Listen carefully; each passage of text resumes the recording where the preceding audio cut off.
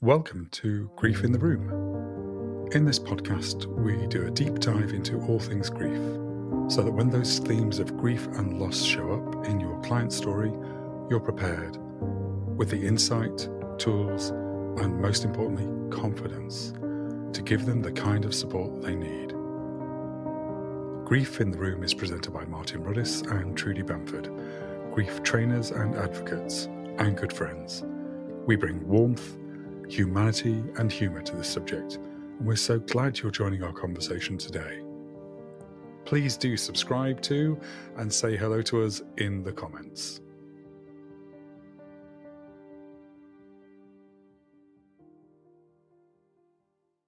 Judy, in the previous podcast, I suppose part one of Neurodivergence, we kept it so broad, so open, because it is so broad.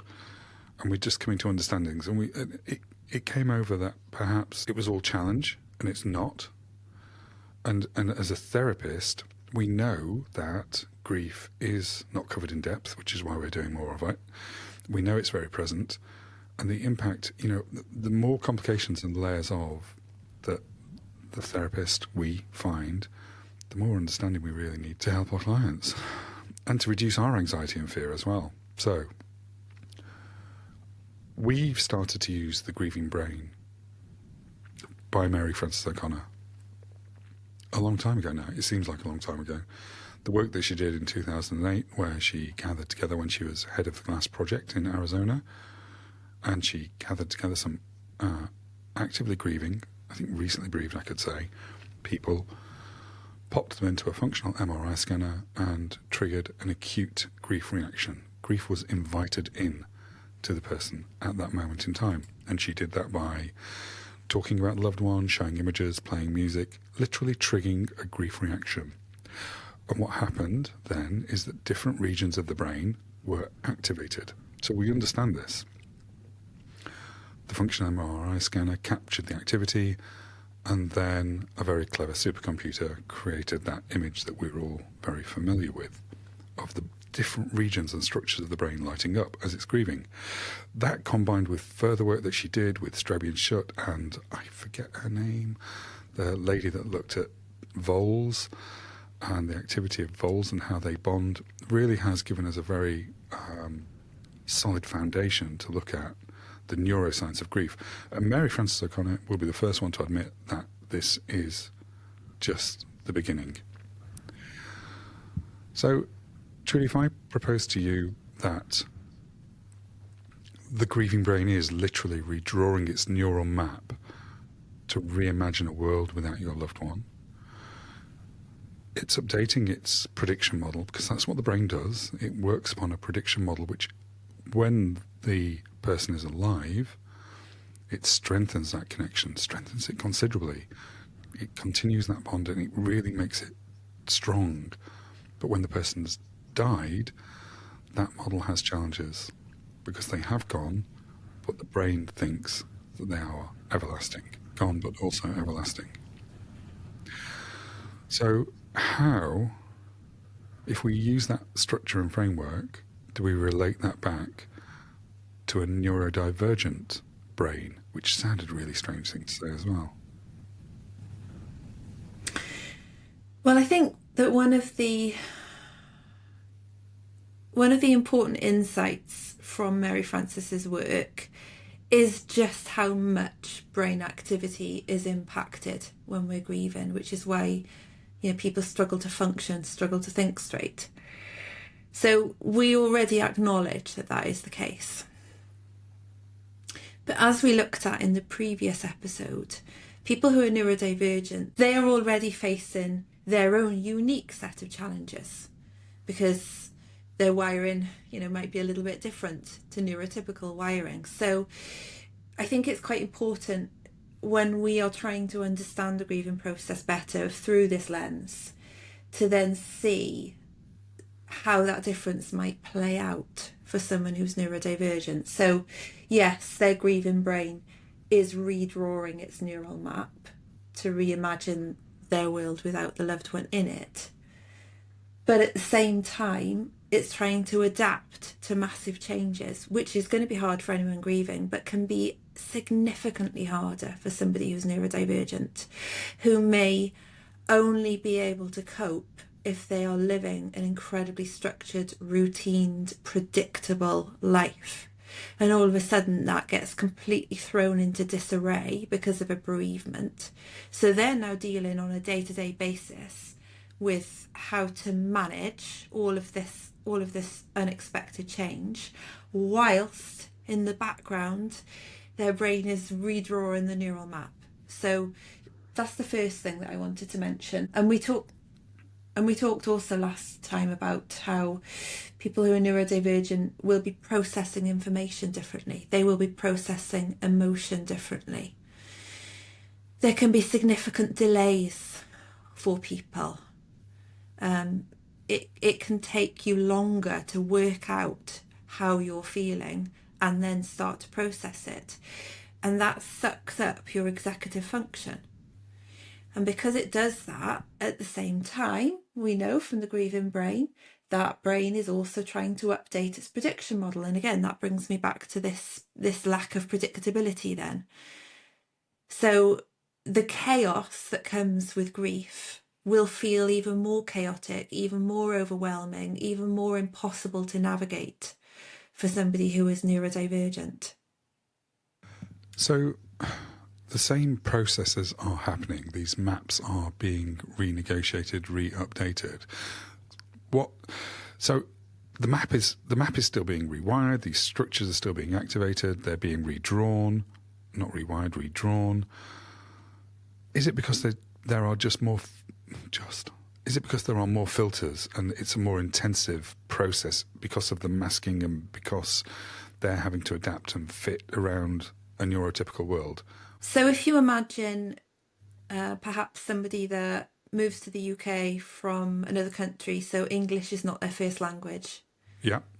But they will learn as much English as they need in order to maybe find work and to function, but it's never going to be their first language.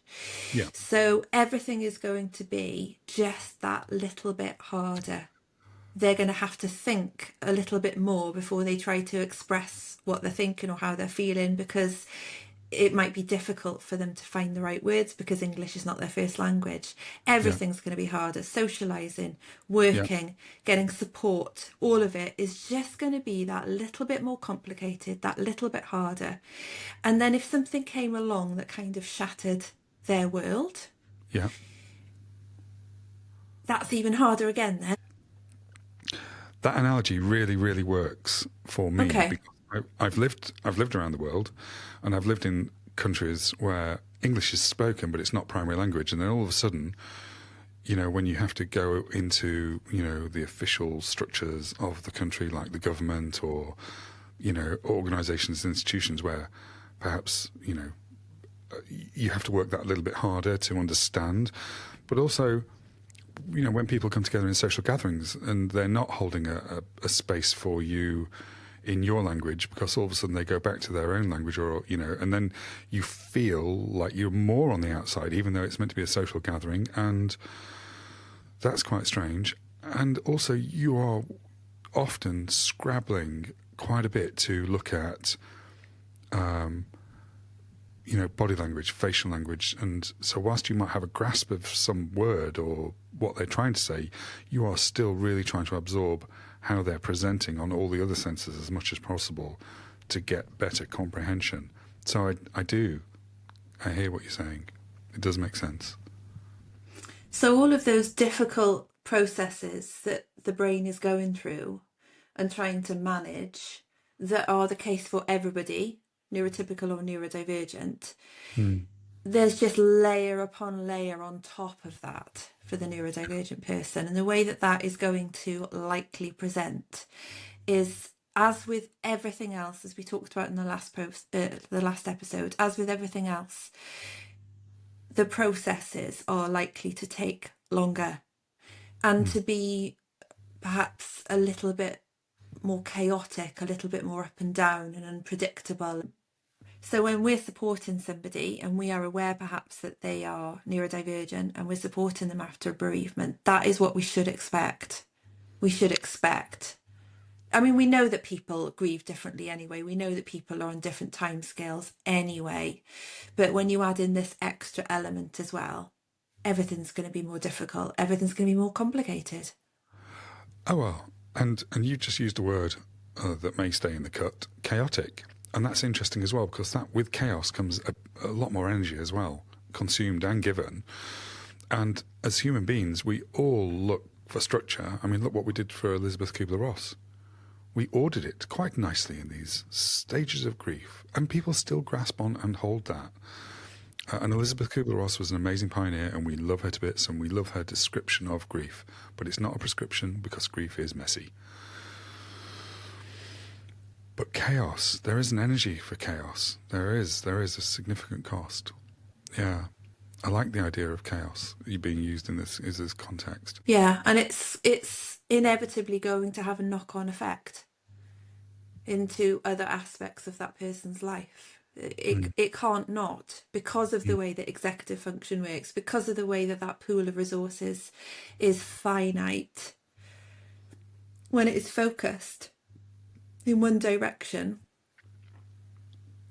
it is inevitable that it will have an impact on other areas. Yeah. As you said last time, it is a lot. It is a lot. And it's not just, and when you say other areas as well, when we're bereaved, it's never just about someone dying. It's about all the other accumulated losses. And someone that is perhaps neurodivergent, who is expanding this energy to navigate life, if that person, say for example, was their partner or their beloved or someone that they relied on, there will full well be other aspects of grief that will come into play, whether it be emotional security, financial security, physical security, being more vulnerable. So it's never, ever just about someone's died. It's about all the other associated losses. And for someone that's navigating the world very carefully and mindfully and has that support structure quite well mapped out, there's a lot more. It's a lot broader, isn't it? It's a lot more consuming, in my mind. And it's really important to say as well that this is not visible necessarily. Because their behavioural responses aren't going to be the ones that people should be perceived when someone's grieving as well. Yeah, and because of masking, and some people are extremely good at masking, you may not be aware of just how much is going on underneath the surface and how much maybe they're falling apart behind the scenes. And they may not tell you. Sure.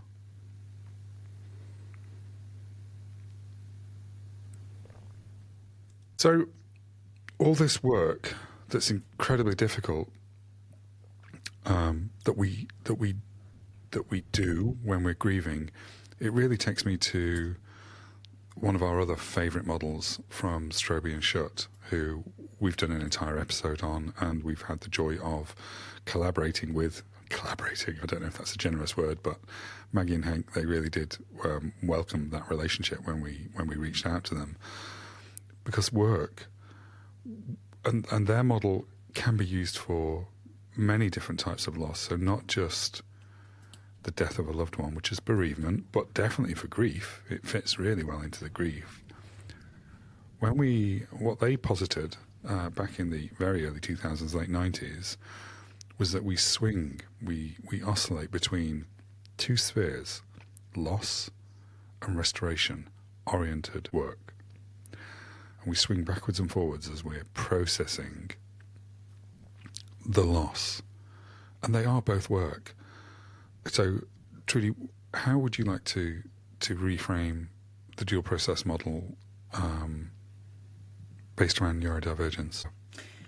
I think what I would say is that we know that part of the understanding of this model is that pendulum going between the two spheres is not at least to begin with, it's not under the person's control.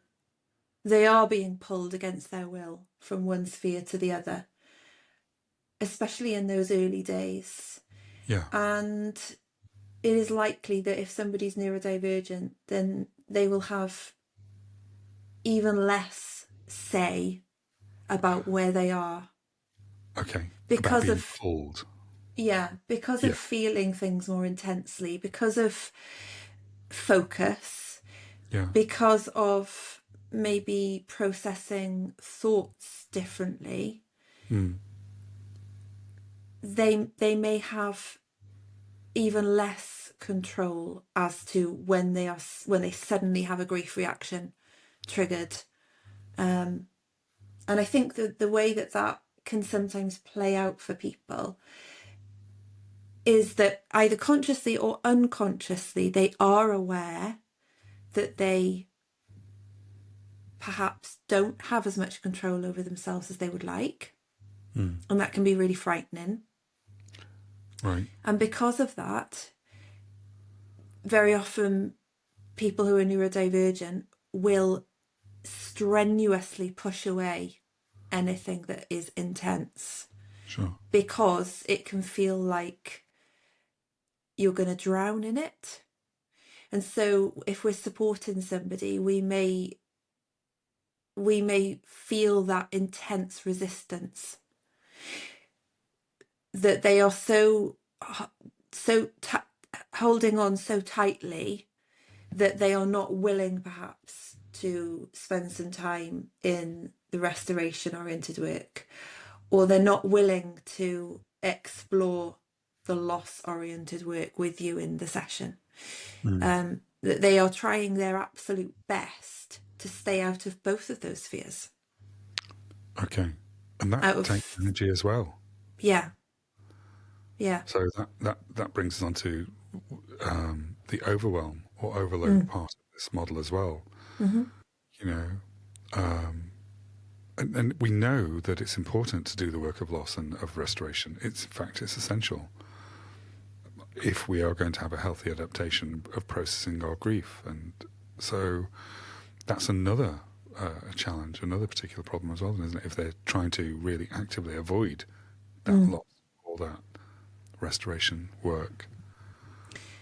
But having that awareness, we have to hold that very carefully. We have to hold that very gently and mindfully, because having the awareness we could be tempted to think, well, that's not healthy then. And we need to try to nudge. But I think when we're supporting people, especially people who are neurodivergent, we do need to trust their processes and their way of, as we spoke about at the end of the last episode, their coping strategies have got them this far. Yes, of course, they could probably be improved upon. Any of us could be improved upon. But nevertheless, at some instinctive level, they actually probably do have a good sense of what they can manage and what they can't manage.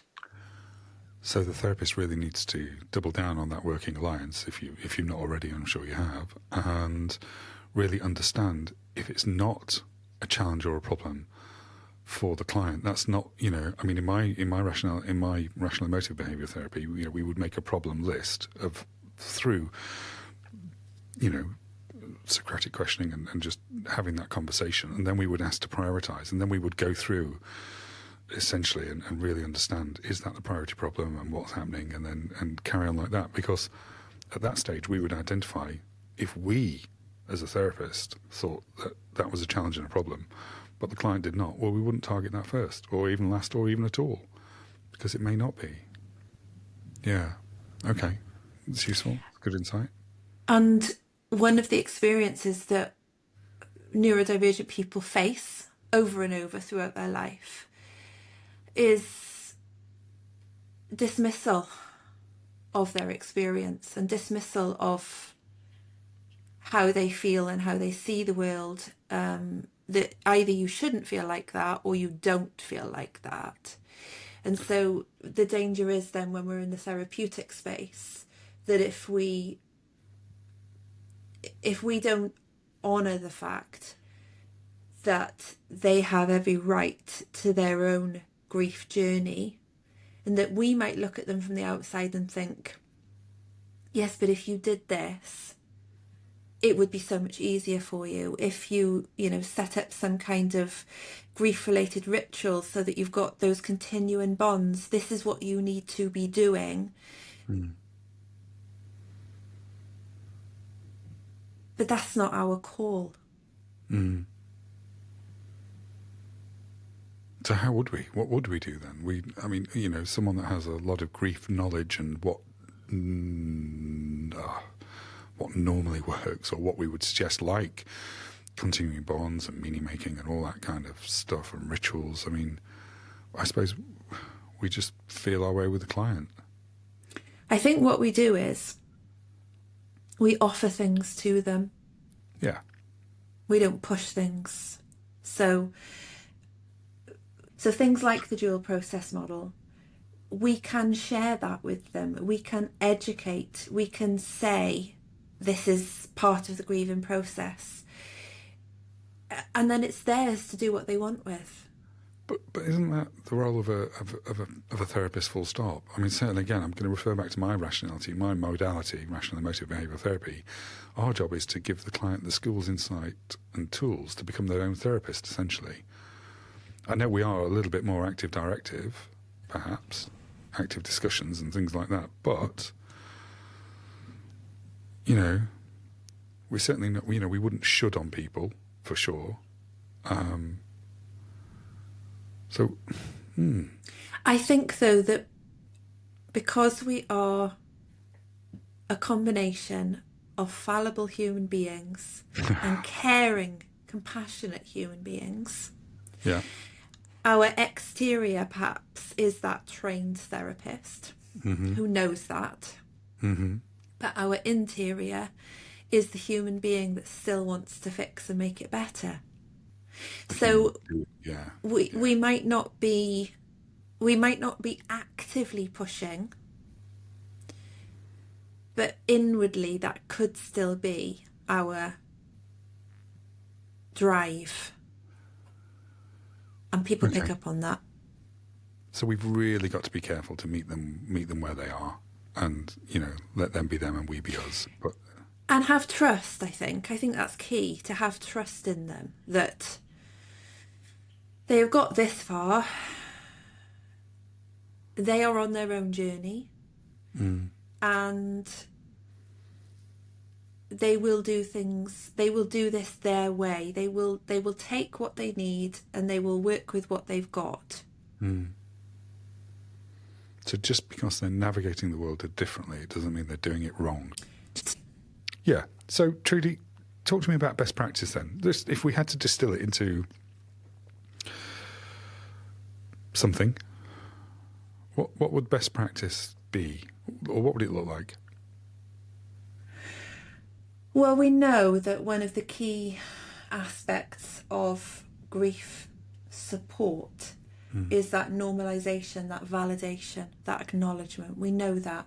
That is absolutely critical for everybody. It is even more critical for somebody who is neurodivergent, who has moved through life feeling like their way of feeling, their way of seeing things, their way of behaving is so out of step with people around them that makes them wrong and weird and unacceptable. That is their norm. That is what they have internalised.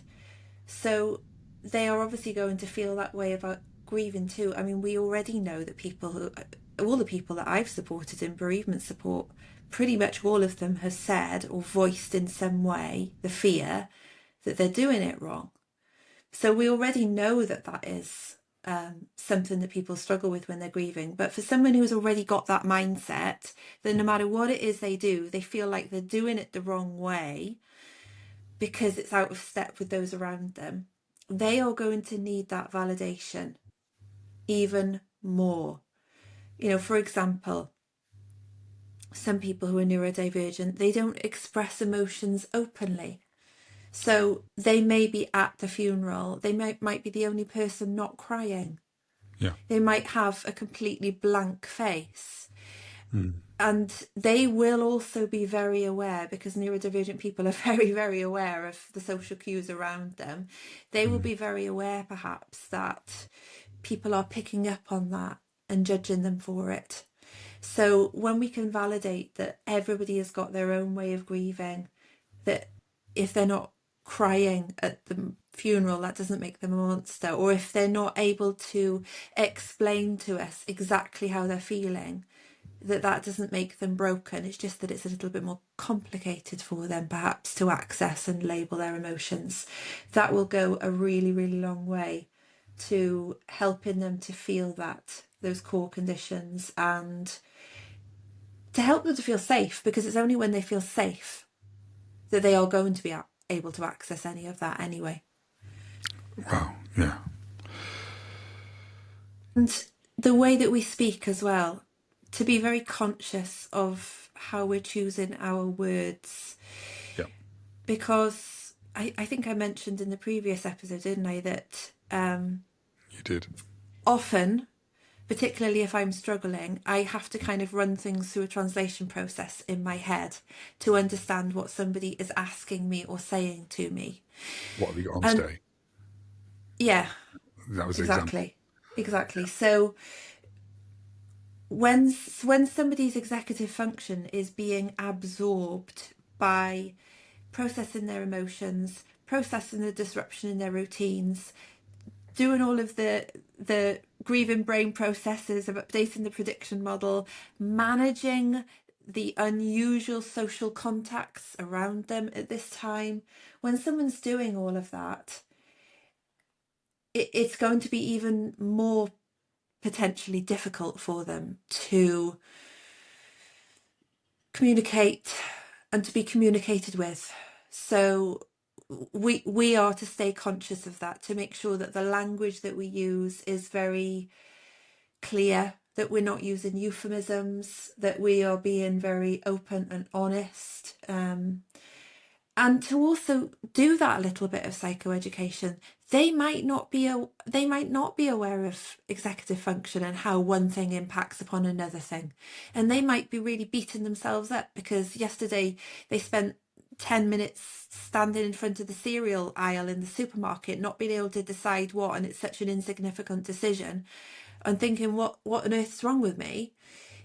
To be able to hear that your executive function at the moment is being funneled, it's your bandwidth is being funneled into dealing with the grief. So of course you're going to be struggling to remember stuff, to make decisions, to motivate yourself, to do all of the normal everyday stuff that you might have found relatively manageable before.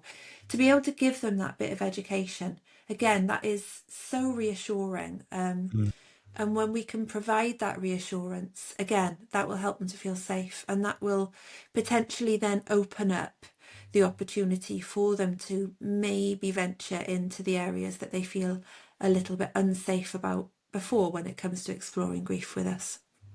And it's just struck me as well that many people, especially the undiagnosed, or they may not be walking in with a diagnosis of I am, neurodiverse to you as well. So, but you may have a hint, suspicion, or such like, or they may have a self-awareness. But again, it's these labels, isn't it? Yeah. And we spoke a bit about, at the end of the last episode, didn't we, that yes, we talked a lot about the challenges, but there are also very helpful aspects of being neurodivergent that can be channeled. Well, this is something to really keep in mind too. So many people who are neurodivergent will have special interests. They will have something that they are passionate about, that they are hyper focused on, and that can serve two really important purposes. One, it gives their brain just that little bit of breathing space. It gives them somewhere to retreat to mentally when they need some space. Okay. But two, when they feel ready to, and we have to handle this so carefully because we don't really want to be suggesting things or pushing people into things, but they can channel that energy and that focus into some kind of a continuing bonds project, memorializing, things like that. But they have to be ready. Yes. And also, I've seen examples of that where it can be consuming and Yes. it can amplify challenges as well, a long way down the line. So I see what you're saying as to be very, very careful. When you mention about hyperfocus and monotropism, how does that play out, Trudy, with intrusive thoughts? Does that amplify intrusive thoughts, or could it really amplify that loop of mindless rumination? I don't, do you have? I think it really can. I think this is probably quite a significant issue. We know that people who are grieving, well, we all get intrusive thoughts, but a lot of people who are grieving get very troubling intrusive thoughts and find it difficult to lift the needle off the record. If you were already somebody that maybe gets stuck in a loop anyway, and I think most neurodivergent people will have some degree of anxiety as part of how they're existing as well, which of course then makes it even more difficult to break that loop of thought. I think we've just got to be aware of that. They're going to get people that are neurodivergent can get stuck in those. Their intrusive thoughts can be more amplified. They can be more stuck in them. If that's a thing, they can loop. They can become more cyclical, so they feel more present. Probably, we do know that rumination, mindless rumination, counterfactual thinking is a key indicator for prolonged, complicated grief disorder. So, just be aware that it may be very present. So I suppose if you're sat with someone and you're listening to them and they are looping and they're stuck and they're fixated and hyper-focused on a particular aspect, perhaps that is an indicator that, definitely this is something that wants to be looked at. So in terms of risk assessment, is there anything that we want to be particularly aware of? I think it is very important to understand and acknowledge that people who are neurodivergent are at significantly higher risk of suicide, particularly people that are autistic. And so we always want to have that in the back of our minds anyway when we're supporting somebody, especially after a bereavement. But along with holding that in the back of our minds, what we need to hold as best practice is to be incredibly clear and straightforward with them. Right. If our gut is telling us that there is a risk, then we need to listen to that. We need to ask very, very clear, explicit questions. Don't be tentative. Don't tiptoe. Don't use euphemisms.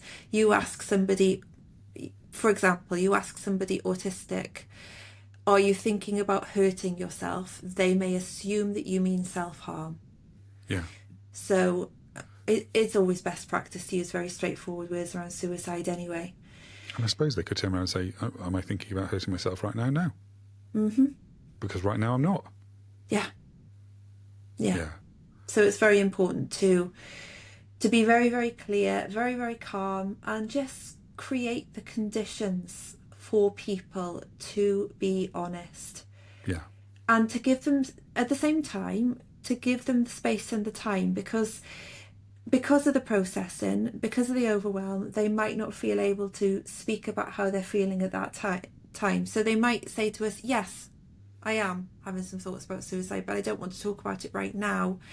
Yeah. Which sort of then puts us into a bit of it can feel like it's putting us into a bit of a scary situation, but the fact is that yes, they've acknowledged it, and that's great. And when we acknowledge it back and acknowledge the importance of what they've said, and we can arrange to follow that up with them. But it would be easy, so easy for someone like me, who has a huge inner fix and wants to go, you think of suicide? No, I want to talk about it now because it's terribly important. I'm not going to let this go. I want to grab it and I want to talk about it. I want to keep you safe. I have a duty of care to you. Look, my risk assessment chart tells me that now. Absolutely. And by no stretch of the imagination am I saying that you would say, okay, I understand you don't want to talk about it right now. We'll talk about it in our next session. Absolutely, we would not want to do that. We would want to be very, very certain that, yes, we're going to respect that perhaps at this moment they don't want to explore it with us, but okay, we'll work on a safety plan together. I need to know that I can rely upon you to keep yourself safe until you're ready to talk to me about it. And we can sort of feel our way amongst that. If we're feeling our way amongst it and we still feel that they are not safe, then yes, we may need to override. But we will get that sense as we're working with them. Sure. Good. We've just been talking about risk and all that brings. I think I'd like to do a part 3. And we'll name that as suicide, and with a real inference around neurodivergence, because we have got numbers, we've got insights, we've got very sad stories, and I think if we do that as an episode on its own right. Thank you for joining our conversation today. This episode of Grief in the Room was presented by Martin Roddiss and Trudy Bamford.